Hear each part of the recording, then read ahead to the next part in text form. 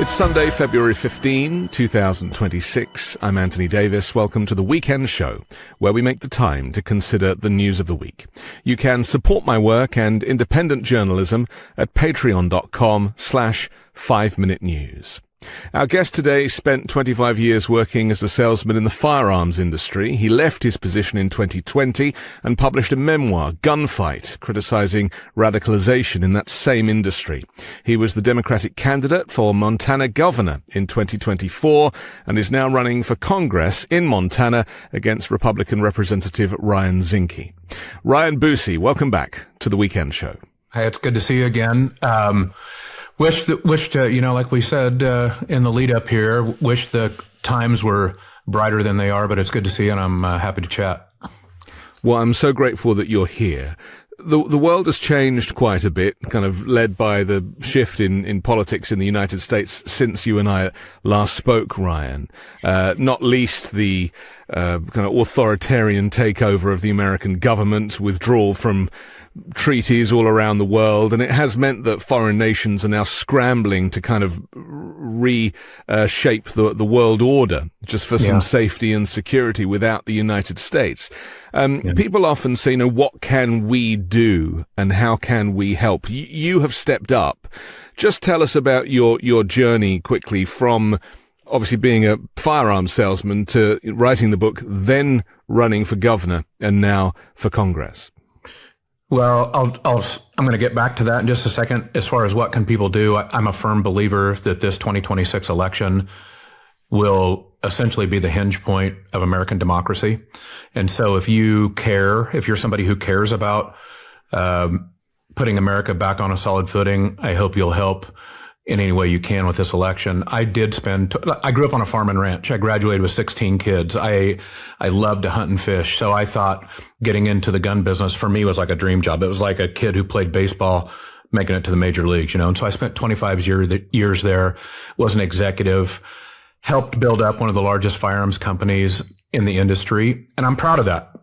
I still hunt and shoot with my kids. I own lots of guns that I help design and sell. That is a point of pride for me. But along the way, I saw the industry fomenting radicalization that I now see like in the streets of Minneapolis. But I was really worried about that. I wrote a book about that, about how the forces inside the industry, like the NRA, were fomenting this right-wing radicalization. It frightened me. I left. I did something no career coach would tell you to do. I left my career at the apex of my earning years, 50 years old. And since then, I've been trying to make the world a better place. I ran for governor, and I'm running against Ryan Zinke here now in this House race. And we've got an awesome chance of beating him because, as it turns out, a bunch of these policies that they've laid over the top of people just aren't very popular. So we feel good about this one. And he got caught up in a bunch of corruption of his own, didn't he? I mean, he served in Trump's first presidency. So I have to tell you, this guy is, in some ways, it's commendable what he's done because he has accomplished a level of corruption that I did not think was possible. In other words, he was fired from a Trump administration for being too corrupt. That sounds odd now because that's like a 14-time Olympic gold medalist. Yeah. Actually, he's an 18-time offender. Just during his time as the Interior Secretary, he had 18 official ethics investigations against him, and eventually he was fired from the Trump administration. One little interesting aside for all of you, it wasn't too long, just a week ago, everybody was watching the Super Bowl. And you notice during the halftime show, Bad Bunny, during this halftime show, you see a bunch of electrical lines in the Bad Bunny show. Well, those relate right back to Ryan Zinke and one of his big corruption things. 2017, when he was the Secretary of Interior, one of the largest hurricanes on record, Hurricane Maria, hits Puerto Rico. It wipes out the electrical grid. Ryan Zinke decides to award the contract to rebuild the electrical grid to a guy who lives 20 miles north of here, a dude who has no experience building electrical grids, $300 million contract. It doesn't get done right. Zinke gets insanely wealthy somehow. Gosh, who knows how that happened. And fast forward to that Super Bowl show, Bad Bunny is still pissed off about the fact that there's not sufficient electoral grid in Puerto Rico, and it all relates back to Ryan Zinke, the guy I'm running against. It is remarkable, isn't it? And of course now there are Republicans calling for the investigation of Bad Bunny's performance, saying that there was all sorts of language and the stuff they didn't understand because it was in Spanish, of course. But they're trying to get the FCC involved, and there is definitely pushback there. But that can't hide the reality, as you describe, of not just that what went on in Puerto Rico, but we see this level of corruption all over. And as climate change takes hold, there are more extreme weather events. And often, whether it's PG&E or, any of these companies that themselves fail to invest in infrastructure, and the knock-on effect is that people are left without power for days, weeks, or even months. Yeah, we're going to be living with the ramifications of, this Trump administration wants to disavow science. They've announced that somehow they're going to, it's as if they're going to outlaw gravity, right? They announced that they're going to, they say that CO2 is no longer a pollutant and doesn't cause global climate change. They just announced this. Yes. It would be just as if they announced that gravity doesn't pull down on objects, that Isaac Newton was somehow completely out in left field. They think, but science doesn't care. The warming is going to continue. I don't care how many coal awards. Trump literally got a coal award, like the most valuable player for the coal industry. Yeah. None of that will erase what science is going to do, what is actually going to happen. And so these hurricanes like Maria that hit Puerto Rico or whatever I'm talking to you from Montana right now, Western Montana, we've had by far, not even on the scale of measurability, the warmest, strangest winter on record. You talked about our international neighbors. I live 50 miles from Canada.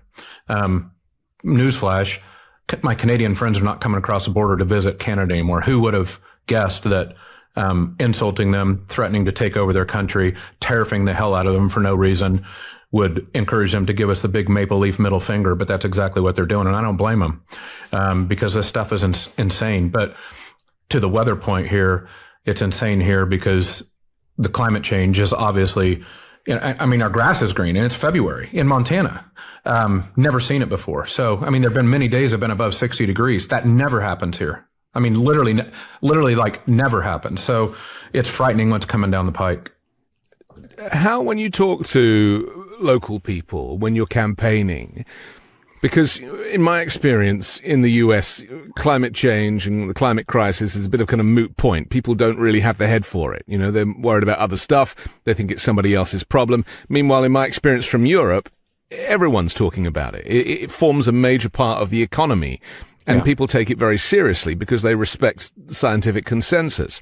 But when you talk to people, do you find that actually they do respond to conversations about climate change and how serious it really is? Depends on, and this is one of those things that has become politically divisive, partisan, on the right, there are actually some components of climate change and clean energy policy that the Trump administration has either rolled back or wrought that are talked about. Now, they're not framed in climate change issues, but for instance, the cheapest form, the most cost-effective form of new energy now are renewables. The cheapest thing is solar and wind. It's just way cheaper to put that stuff on the grid. So we're in a place like everywhere else that power prices are important to people because working people can't afford to live in the towns that they service. And so any cost increase is noted very quickly. And power is a big cost for any working family, anybody.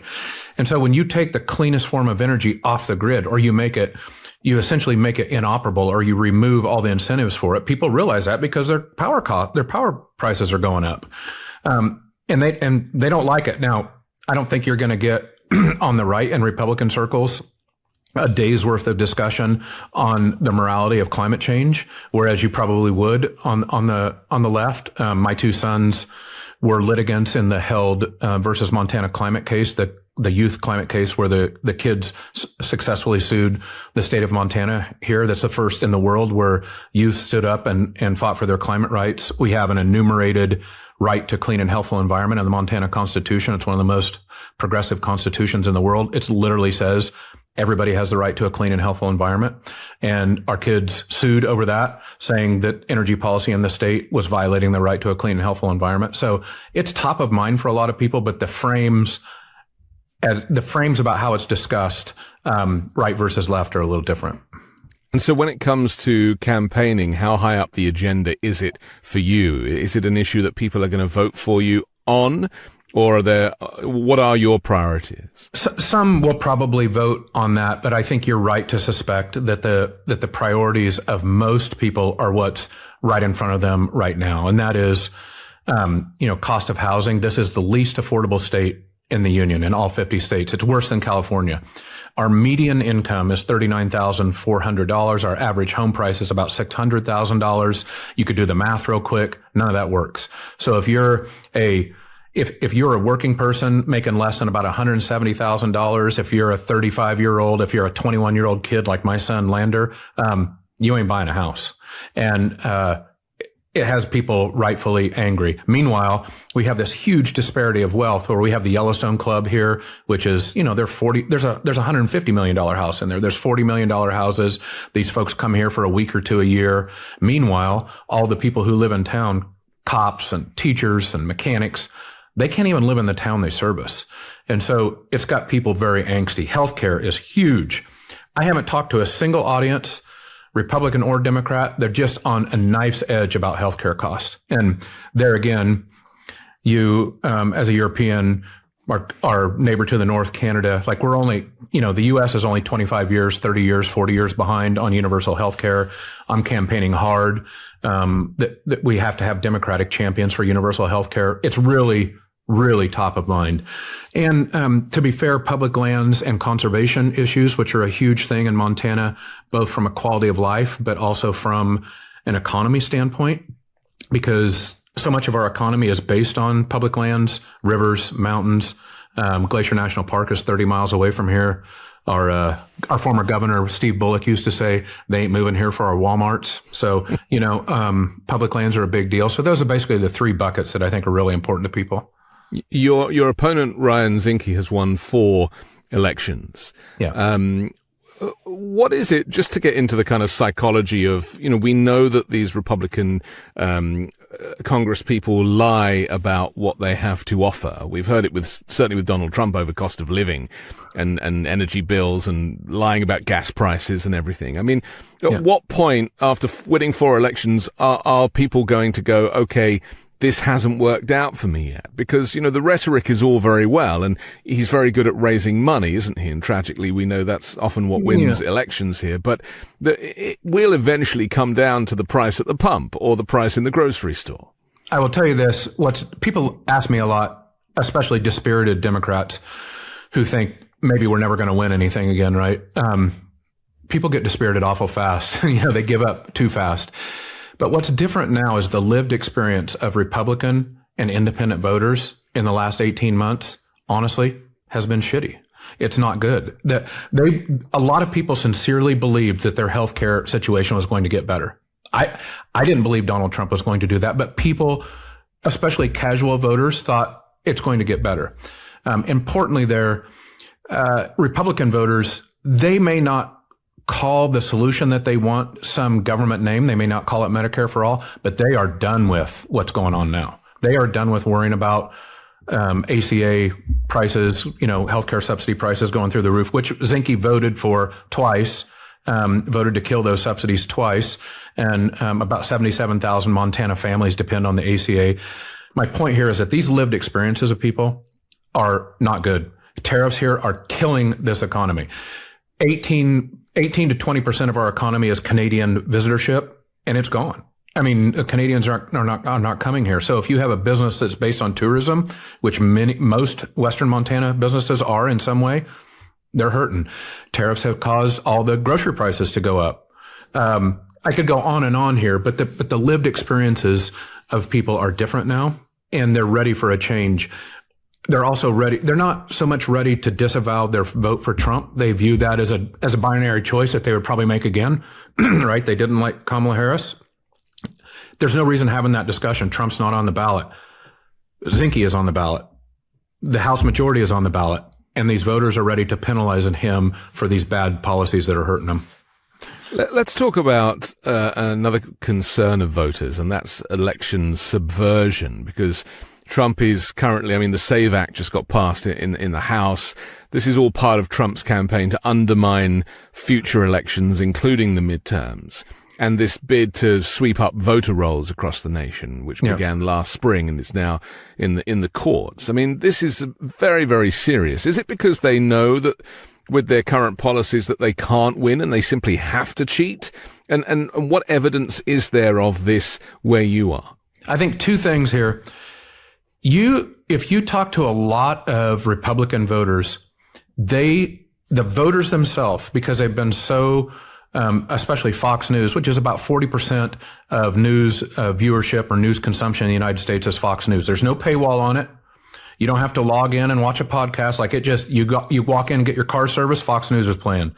You go in and get your teeth cleaned, Fox News is playing. You go, it's just playing everywhere. And so they have been told that there are literally millions, tens of millions of illegal aliens voting in our elections. So the voters, I think, sincerely believe that there's something wrong with the voter rolls. Not all, but a lot of them. So I give those people, I cut them some slack because I don't, right. It's not, this is a conspiracy theory. It's not true, but they sincerely believe it. They've heard it for years. So eventually it starts to become their reality. Now the elected officials, Trump, Zinke, they know it's not true. Yeah. And they know this is a way to impact or toy with federal elections. They know that. And so that's what they're doing, but they're playing off the sincere beliefs of so many voters. And some of these voters get pretty fired up when you tell them this. They're like, look, they'll tell you, like, there's tens of thousands, there's millions of illegal aliens voting in this election. I'm like, no, there's not. And there's never been, every time any fraud investigation about this is even attempted, it's one person here, two people there out of hundreds of millions. Like, it doesn't even show up on a statistical calculation, but a lot of them do believe it. And this is the issue in the courts, isn't it? That there really isn't this evidence. And so a lot of these cases are being thrown out. But in reality, doesn't change public opinion if they've been brainwashed over time. And Trump keeps telling them that they're winning. The other kind of the darker aspect of this is the ICE detentions, the arrests, the abductions that we're seeing throughout the country. This, as I understand it, is kind of an ethnic cleansing, but also is connected to elections, because by removing people of color from the streets, it also removes them from being able to vote as well. And it's an intimidation game. It's really what it is. If it was really, and I'm one who believes in a strong border policy. I'm one who believes in humane immigration enforcement. What we've seen here in Montana, or here in the United States, specifically Minneapolis, that's not responsible law enforcement. That's not humane, any kind of immigration law enforcement. That is domestic terror. All right, they're trying to scare people. If there's about 130,000 undocumented immigrants that live in Minnesota, around Minneapolis. There's 2.3 million in Texas.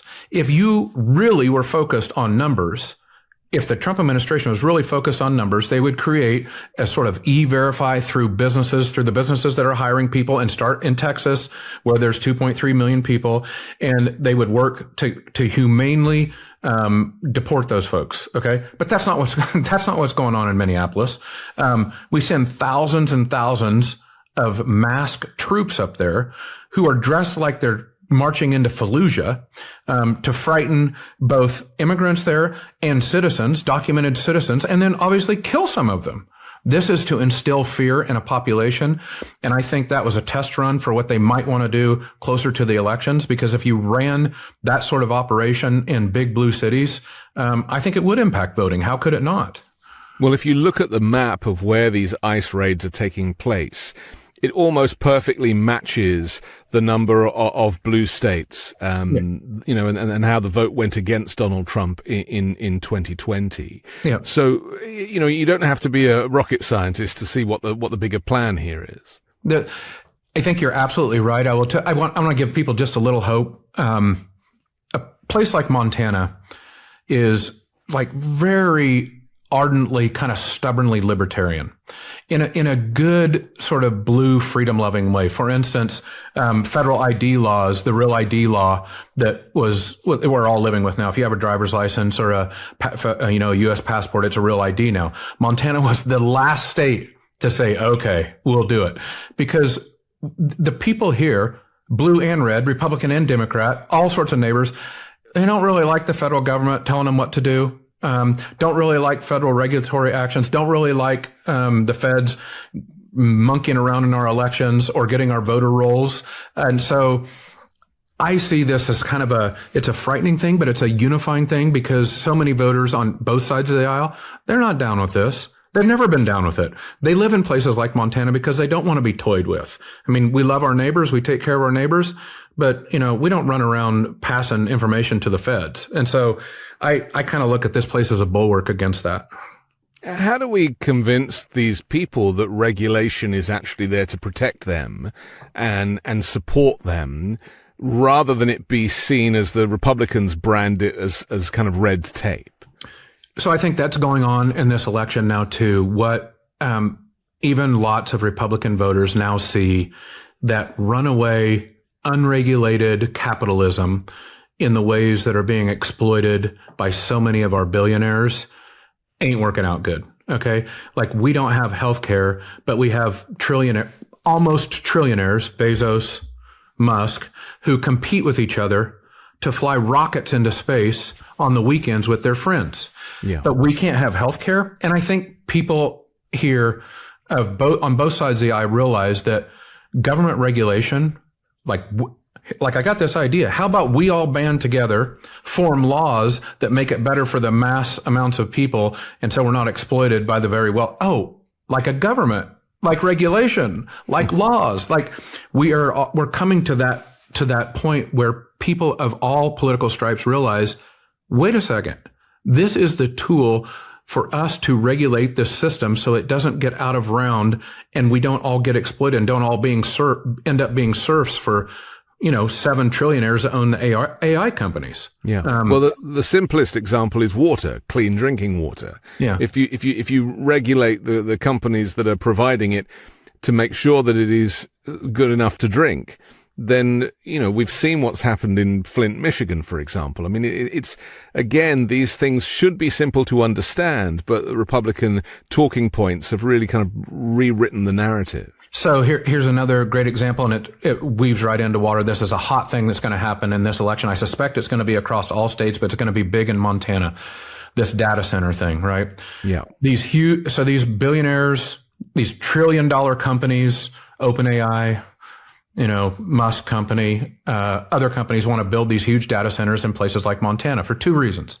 They want to exploit relatively cheap power, cheap compared to California or wherever. And we have these things called rivers here that have water in them, and they need the water to cool these huge data centers. Well, if you want to take a couple things that piss people off, tell them that their power prices are going to double so that these guys can become multi-trillionaires instead of just trillionaires. And oh, by the way, the very reason we live here, our rivers, our streams, our lakes, they're going to exploit or poison those so that they can cool these things. And this is like an 85% issue. Republicans, Democrats, they hate the idea of this. So right back to clean water, water for recreation, water for our wildlife and fisheries, water for the tourist economy. That's being exploited here by these data centers and trillion dollar AI companies. And people ain't down with it. I mean, it's going to be a motivating thing. We have to take a quick break, but I want to come back and talk about jobs, because data centers kind of really changes that storyline as well. We'll do that next here on The Weekend Show. Starting something new isn't just hard, it's terrifying. So much work goes into this thing that you're not entirely sure will work out, and it can be hard to make that leap of faith. Trust me, I know. When I started this podcast, I wasn't even sure what I was doing. What if no one listens? What if I make a fool of myself? Now I know that I was right in launching my podcast, despite all the fears and hesitations. It also helps when you have a partner like Shopify on your side to help. Shopify is the commerce platform behind millions of businesses around the world, and 10% of all e-commerce in the US, from household names to brands that are just getting started. Get started with your own design studio with hundreds of ready-to-use templates. Shopify helps you build a beautiful online store that matches your brand's style. Get the word out like you have a marketing team behind you. Easily create email and social media campaigns wherever your customers are scrolling or strolling. And did I mention that iconic purple Shop Pay button that's used by millions of businesses around the world? It's why Shopify has the best converting checkout on the planet. It also helps boost conversions, meaning less carts going abandoned and more sales for you. It's time to turn those what-ifs into with Shopify today. Sign up for your $1 per month trial today at shopify.com/weekend. Go to shopify.com/weekend. That's shopify.com/weekend. We're back with Ryan Busse here on The Weekend Show. I'm Anthony Davis. Ryan, just before the break, we talked about data centers. It seems that the only growth that the US is going to see is the investment of billionaires in AI and data centers, which might need a small construction team to build, but once they're built, they don't really need any humans to operate, maybe a security guard. I mean, that is not a way to bring jobs back into America, is it? And how is that going to affect the people that you're appealing to in your run for Congress? Well, these are decisions that are in front of us. Look, a lot of places, including the town that I live in, said yes to an Amazon warehouse not too long ago.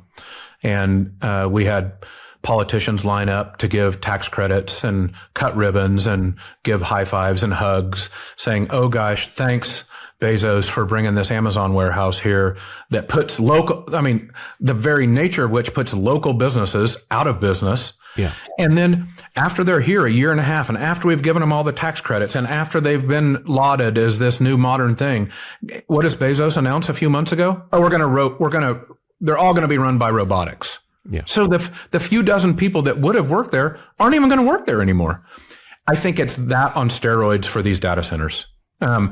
Yes, a few people, and I'm for construction jobs. I wish we had more of them. But for a short-term gain of these construction jobs, we're then going to, what does AI do? It's to replace human labor. That's what the very nature of the product of the thing that is going to be coming out of these data centers is for. We're already seeing it, right? Entry-level jobs in so many industries, law firms, accounting firms, all these places that are being hit first by AI. Right. It's just going to continue to accelerate. So these are big questions.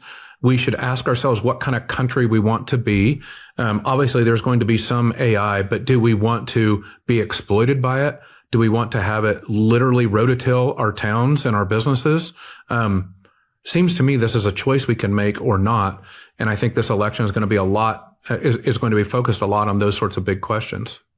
Are Democrats talking enough about the significance of this? Because No. I don't think people really understand the half of it. I mean, this is literally going to obliterate most traditional working in so many ways, not least robotics and automation, but, artificial intelligence for customer service and anything like that.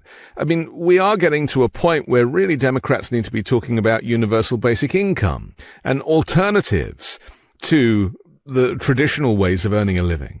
I think, to your point, I'm running as a Democrat. I believe in the values of the Democratic Party, but there's a lot of problems with the way Democrats have executed government, the way individual Democrats, especially national Democrats on the stage, have been influenced by big corporations, by lobbying checks, by payoffs, by stock trading.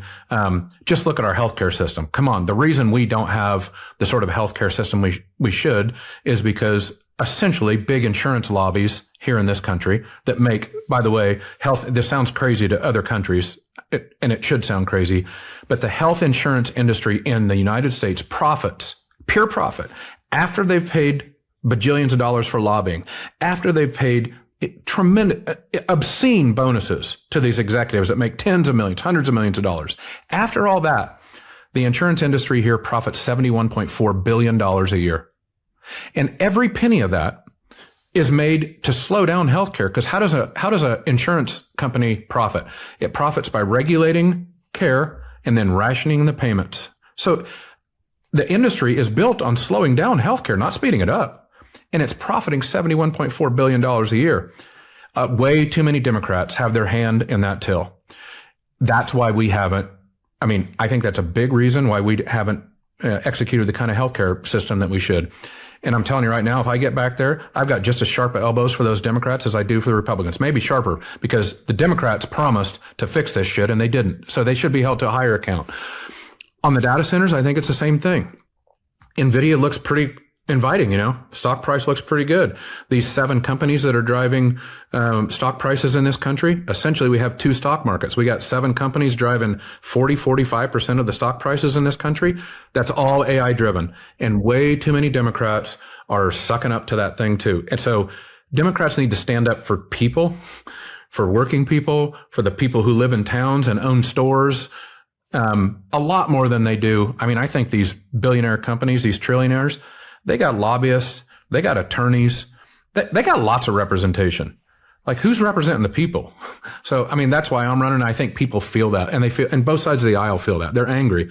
I think that's why one of the reasons Trump is where he is. He's not executing on anything, and he's making it way worse for people. But the frustration he tapped into is a lot of the same that I just described. The leadership vacuum in the kind of National Democratic Party is a real issue right now, isn't it? People have been very critical of Chuck Schumer and Hakeem Jeffries in the way that they've handled things. I mean, what needs to change there? I mean, I've often described that really it would be great if all the Democratic governors came together and formed some kind of Avengers-style team and gave weekly press conferences, like just change the rules of the game, because the rules have changed. And it needs to be different in order for people to recognize that they are represented by people who really do care, unlike the Republicans who are just feeding themselves. You know what I've been telling people, ask me like what needs to change and like how bad is it? And I say, well, you can tell things are wrong if you just ask yourself, if a Democrat gets up and says something in front of a mic, like we're in an existential crisis and working people can't afford a home and it's a disaster and people are hurting because they can't afford health care and our economy is going to crash if we don't fix it. Ask yourself if in the next 5 minutes they actually act like they believe that. Because if you say those things and you really believe them, man, you would snap too. Yeah. You would break some china. You would crack some skulls. You would throw some elbows. You would get pissed off. But that's not what most Democrats do. They go back to having a cocktail party and no wonder people are disenfranchised with that, because if there's one thing the average person can understand, it's fakeness, right? If your neighbor runs over to you and says their house is on fire, but then they're like, well, let's hang around and have a drink. It's not real urgent. Well, you're like, okay, like that dude's probably faking it. And I think voters feel that kind of fakeness, and Democrats, that they say these crises exist, but they don't act like they exist. That pisses people off, and it should piss people off. So I would like to see Democrats just start acting like they believe what they just said. Just a simple low bar. Just start acting like it. Does it make it much harder for you as a candidate for Congress when the central leadership is not up to standard? Well, yeah, I think because what it's done is it's destroyed a lot of people's faith in their government. And we now have a lot of voters who are cynical, who don't want to participate, who don't believe anything. And when they don't believe anything, news outlets like Fox News can pump stuff that's false to them because they now don't believe anything. So yeah, it's hard. We're in a tough spot because we've destroyed some of the trust with voters that we should have.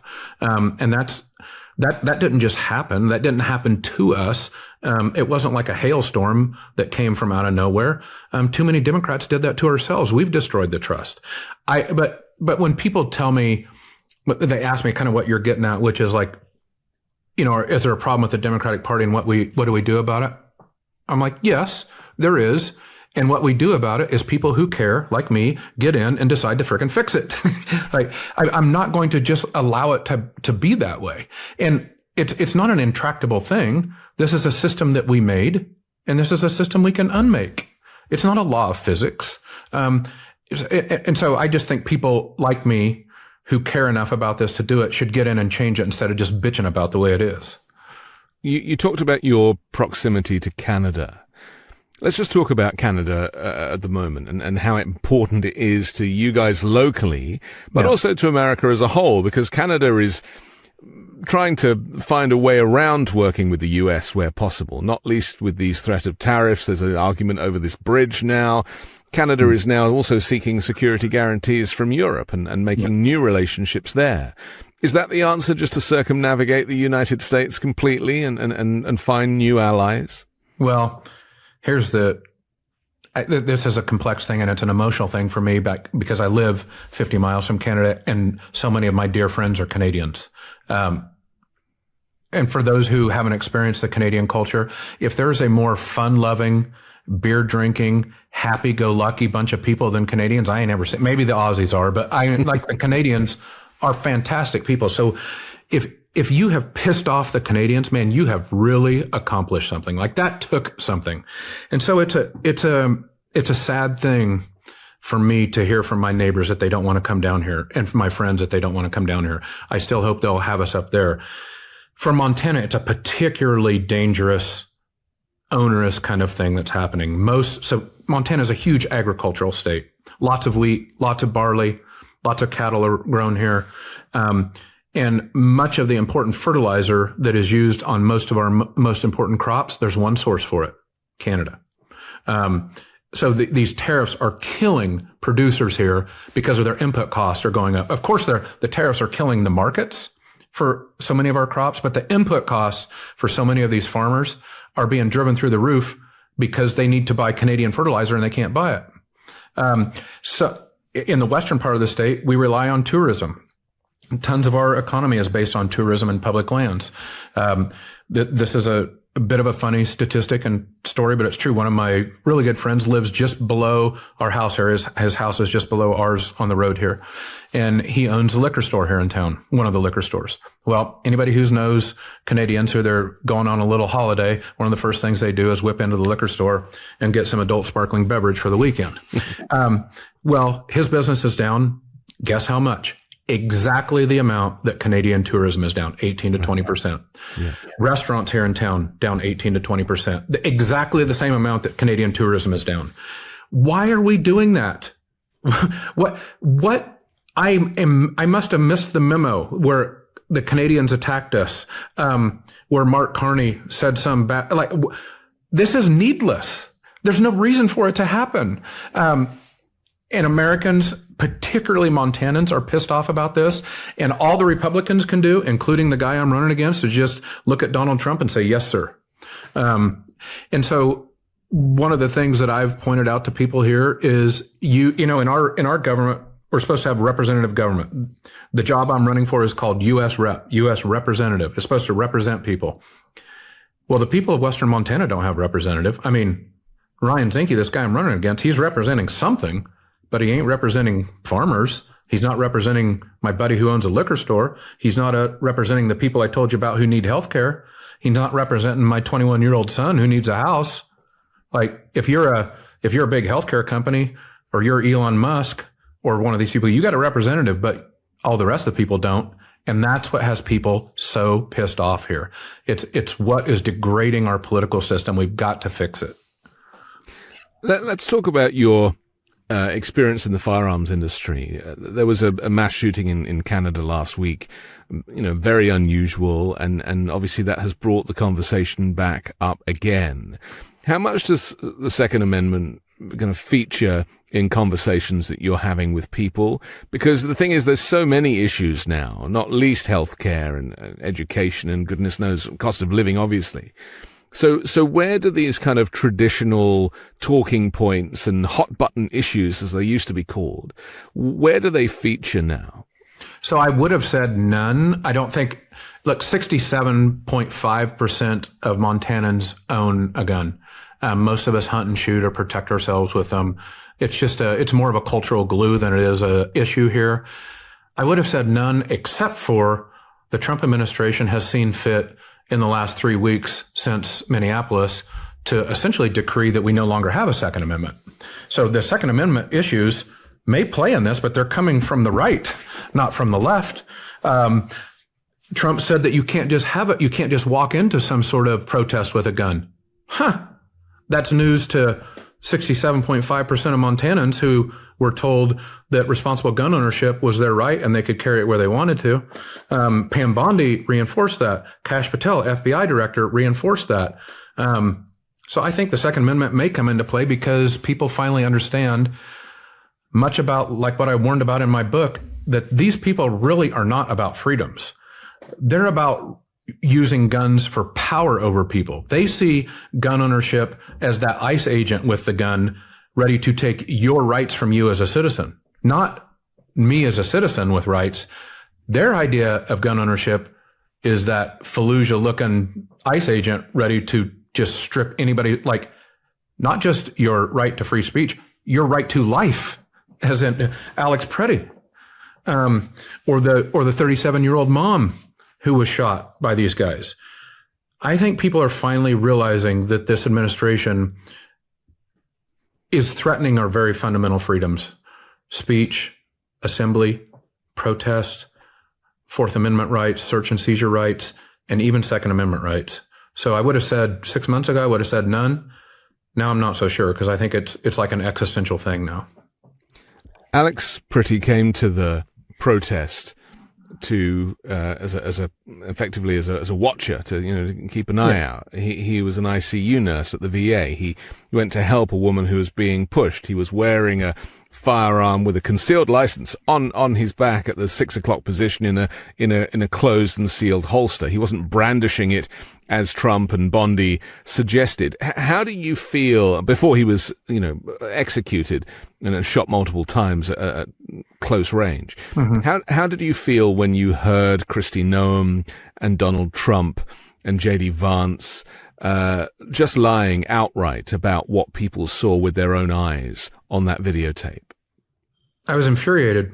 I was pissed off because Preddy, I'm a gun owner. My kids are gun owners. My father is a gun owner. My friends are gun owners. And I see us as the kind of gun owner that Alex Preddy is or was. He did everything 100% by the book. He purchased that gun legally. He was carrying it responsibly, never thought about brandishing it. And he was killed because he was carrying a gun. Make no mistake about it. He was killed. And then his Second Amendment rights, he was blamed. Those Second Amendment rights were blamed or threatened for him being killed. And that should infuriate every single gun owner. What's crazy about what happened to Preddy is he was literally doing the exact thing that the NRA has been telling people to do and to prepare for 55 years. Stand up against governmental tyranny. That's what he was doing. He felt that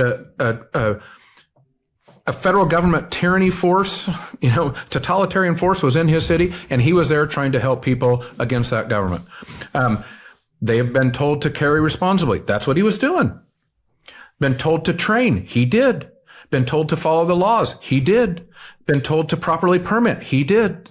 He did everything by the book, and they still killed him.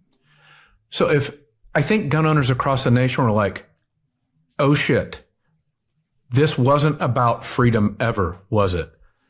These people see gun ownership in ICE agents owning guns against us, not us owning guns against the government. I think it's a real wake-up call. And something that people didn't really talk about at the time was the fact that Alex Pretty went to that protest knowing that Renee Good had been executed just 2.5 weeks earlier. Yeah. Of course he was going to bring his firearm. Yeah. Yeah. Well, he was attacked. I can't really overemphasize how shocking the attacks from Trump and the administration were to gun owners, because he literally did exactly what gun owners have been told to do hundreds of thousands of times. Keep an eye on your government, use your gun to protect yourself. Yeah, he did everything perfectly. And so for them to say, you can't do that, you can't exercise your rights, you can't, as Trump said, you can't just walk in with a gun, you can't do that.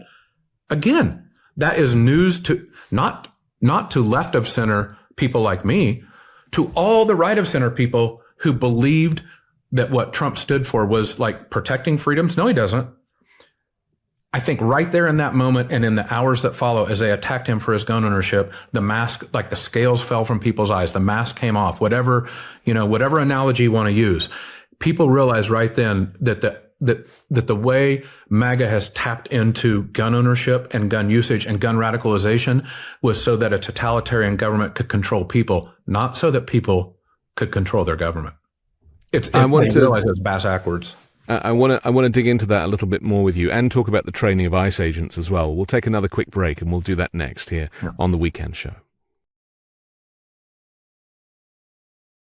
Cold days, big goals, no time to cook. Factor makes healthy eating easy with fully prepared meals designed by dietitians and crafted by chefs. So eat well without planning or cooking. Quality, functional ingredients, including lean proteins, colorful veggies, whole food ingredients, and healthy fats.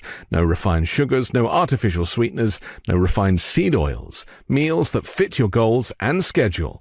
Healthier eating, calorie management, and more protein. Choose from 100 rotating weekly meals to keep things fresh and delicious through winter. Options include high-protein, calorie-smart Mediterranean, GLP-1 support, and ready-to-eat salads. Plus, the new Muscle Pro collection supports strength and recovery. Factor is always fresh, never frozen, ready in about 2 minutes. No prep, no stress. Head to factormeals.com/weekend50off and use code weekend50off to get 50% off and free breakfast for a year. Eat like a pro this month with Factor. New subscribers only, varies by plan. One free breakfast per box for 1 year while subscription is active.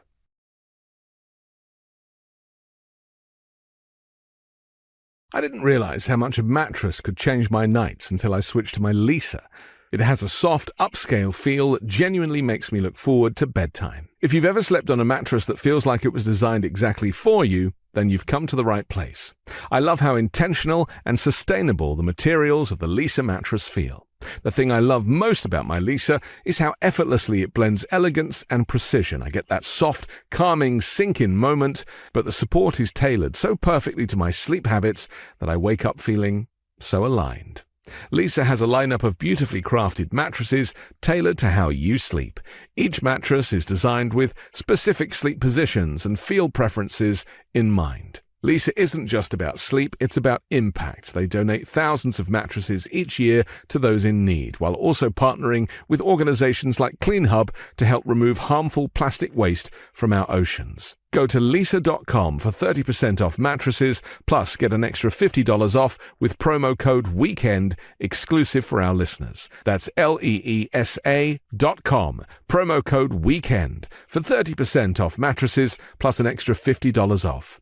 Support our show and let them know that we sent you after checkout. That's lisa.com, promo code WEEKEND. We're back on The Weekend Show with Ryan Busse. I'm Anthony Davis. Ryan, with your experience in the firearms industry, we were talking just before the break about the ICE agents and the murder of Alex Pritty and Renee Good, not to mention the other dozen people that have died in ICE custody. Donald Trump picked a number of 47 for the number of days that these people should be trained when joining ICE. Some are getting huge bonuses. They're getting debt relief.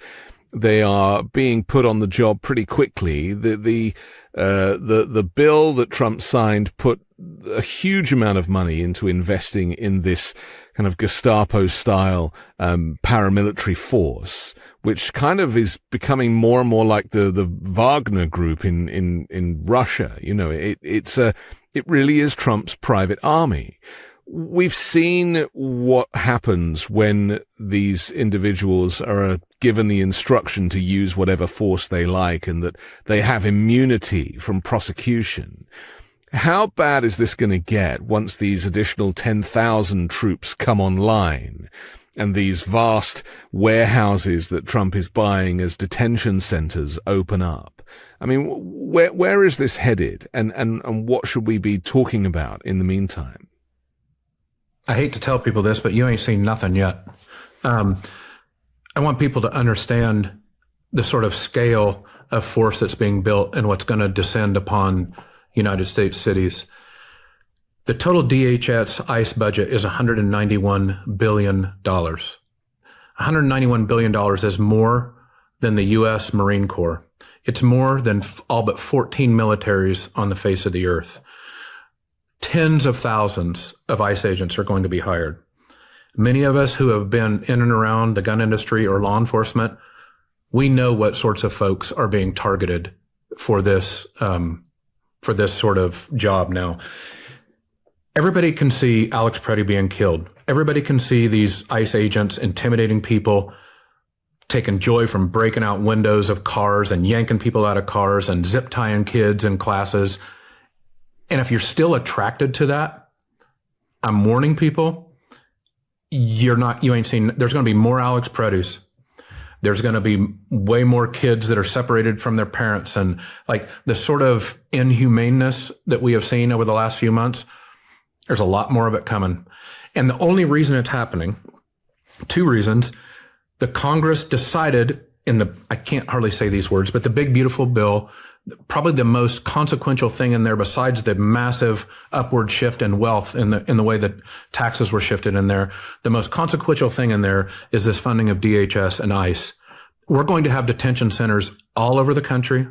You're going to have, instead of just Minneapolis facing this, there might be 10 or 12 cities facing it. The only way to stop this is to retake the Congress in 2026 and to have Congress do what it's supposed to do, exercise its oversight to slow down the administration. If you don't, you better buy a couple extra locks for your door, for your car, and for your house, because the shit is going to get thick. It really is. They've been advertising for recruits at gun shows, at kind of far right events, and many of these individuals are kind of, they think of themselves as vigilantes or freedom fighters. They want to actually be violent, and many of them have criminal records. We call them couch commandos in the industry, right? These are people that sat on their couch with their rifle, playing video games, Call of Duty or whatever, dreaming of the day that they get to go out there, put on a badge, take their gun, and own the libs. That's what happened in Minneapolis. That's what happened. Watch that guy kill Renee Good. I mean, it's horrific to see. But that guy, hair trigger, I mean, if he had been trained, come on. No law enforcement officer is trained to do that. You're trained to get out of the way. Yeah. Just all you have to know is these people are told to march into towns with masks on. No responsible law enforcement officer has to wear a mask. All you're telling people when you do that is, hey, I'm marching into your town. I'm about ready to do some stuff that I do not want to be held to account for. Otherwise, why are you wearing a mask? People know that. American citizens, even lots of people on the right realize, I don't think that mask thing is cool. It's not cool. There's going to be a lot more of this, and they're spending the marketing recruiting campaign you're talking about. There's an excellent Washington Post story, might be one of the last before Washington Post goes down the toilet. But there's an excellent Washington Post story. They're spending $100 million on that recruiting effort you just talked about. 100 million. They're using AI to find people who have responded to some of the most vitriolic right-wing stuff on the internet, and then they're recruiting them using AI. 100 million bucks. So we know the kind of people they're recruiting, and I'm sure there are good people in ICE. I don't mean to castigate them all, but the sort of people they're overtly recruiting should frighten the hell out of everybody. The irony is that the two individuals that shot Renee Good and Alex Preddy were actually veterans of the border force and ICE. Yeah. I mean, how do we square that? Is it the case that a lot of people in uniform are very right wing? And I mean, the guy who shot and killed Renee Good referred to her as an effing bitch after her car kind of veered into that other vehicle. I mean, these are dark, dark times, but these individuals are evil flows through their veins. Well, real important on the Preddy thing. Those were Border Patrol agents. They weren't technically ICE agents. And the reason that's important is because those Border Patrol agents have been trained in a different kind of law enforcement activity where almost everything they see every day is assumed to be illegal. They're on high alert. They are kind of like soldiers. There ain't no border around Minneapolis, but those guys were trained to be on a border somewhere dealing with everyday border incursions, almost like a military operation. ICE and immigration control is supposed to be a sort of community operation where you work with schools, you work with businesses, you don't march in with 30 officers, you don't show up. There's that famous picture of 7 officers tacticaled up like they're in Iraq, banging on some lady's door and then pulling people out. You don't do that. You're more part of the community. And so, the fact is that they took these Border Patrol people and made them into law enforcement people, and that's not what they're trained for. Greg Bovino, who has supposedly now been taken off the job, but or relocated, actually congratulated one of these officers for shooting somebody half a dozen times. Yeah, and we've seen, with the kind of Nazi style coat, and I mean these moments that we are kind of piecing together. They're not by accident. They are by design. He does want us to think that he is a kind of, Nazi operative. Oh, he loves it. I mean, look at this guy. He's got the trench coat. Yeah. He's got the haircut. He basically goose steps around. He all but does the Nazi salute when people walk up to him. I mean, I think he really wants to. He just controls himself a little bit. There's a really interesting story. I'm here in Montana, and I want to tell you about this because it has to do with ICE. It has to do with border, and it has to do with where I think we are in the election. There's this little town in northeast Montana. It's called Floyd, Montana, F-O-R-I-D, Montana. There's 195 people that live there. Okay, about 12 years ago, an undocumented guy comes to Floyd, becomes a great citizen, starts a diesel repair shop. He's the only diesel mechanic for 200 miles. He has 5 kids. Kids in little towns in Montana they're regarded and well loved everywhere, but in little towns in Montana that barely have enough kids to field sports teams or have a school, you have a family of 5 kids, a good family of 5 kids, like that's a popular family. So instead of spending our federal resources on healthcare, on all the myriad of problems that every single person's worried about, what has DHS and ICE and Montana been spending their time on? They decided to get this entire basically military force to Floyd, Montana, where this one guy who's a diesel mechanic, they surround him. They have their big Jeeps, all their guns, everything. They're spending hundreds of thousands of dollars so they can capture this guy. And they're deporting him, and he's in a detention center right now. The entire town is now up in arms. What's scary is the majority of those people who are up in arms and love this family. The sports team now in Floyd, Montana are wearing the name of this guy on their back. 4 of his kids are still in school. They're highly, highly regarded, loved. People have traveled 600 miles to try to get him out of the detention center.